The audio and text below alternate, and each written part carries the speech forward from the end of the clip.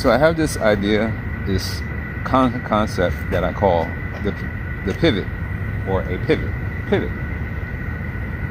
And it's an acronym for a way to address problems and solve problems in your life. So the P stands for pinpointing an issue, problem, or challenge.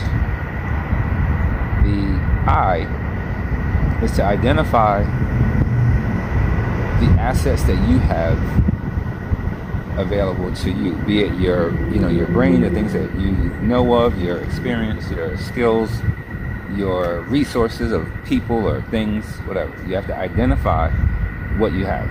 Identify the things that you have that are assets about you and your life.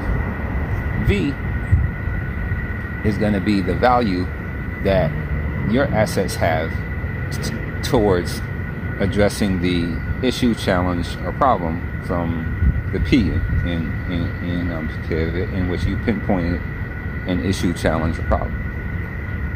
So your assets, how can they possibly solve the problem?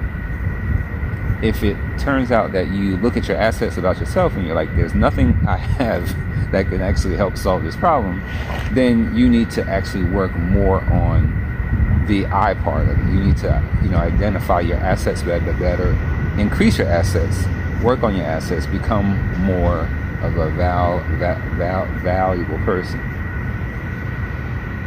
The O stands for outline a plan. So now that you've figured out the problem, you figured out your assets, you figured out how your assets and the problem can intersect in a way that they could be solved. Now you have the O, which is outline a plan. So create some steps that would be required to solve some, the problems in P.